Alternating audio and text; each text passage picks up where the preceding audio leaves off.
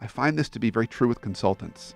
It's true. They really, really struggle with this Those are my friends, because yes. they end up eventually becoming subject matter experts. They get really That's good exactly at something. Right. That's exactly right. And my favorite story I always tell around this is years ago. This is over 10 years ago. I met a guy, and he introduced himself to me as the pricing specialist for the tire industry. He was a consultant, pricing specialist for the tire industry.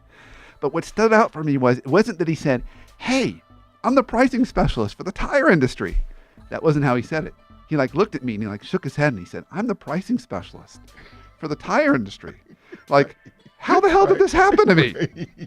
Yeah. And he had this really common story. Right. That he, undergraduate, he didn't know what he wanted to do after a while, worked as a teller in a bank, went back to business school, then still didn't know what he wanted to do. Right, So he's like, right. I'll go into consulting. It'll be Right. like a smorgasbord of Right. buffet of Right. career options. Exactly right. And his first client was a tire client. And he did pricing work. That's how it happens. And then he did a great job, of Right, course. right. And then they wanted him back on the next engagement. And 10 Right. years later, the pricing specialist, not a pricing specialist, That's the. that's So when you exactly how become it a the, you have to be really careful because, that's kind of going down that path. There are, I feel the need to put a warm hug around all my consulting friends. I feel like they just took a good shot from you just now.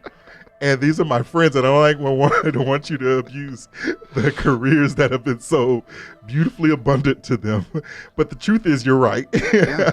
And it happens, and it's interesting because when I started doing this work, I was particularly interested in these, what are usually high performance, high impact professionals with a lot of impact to come from them being able to focus their work and trajectory on something. Yeah. But you're right, though.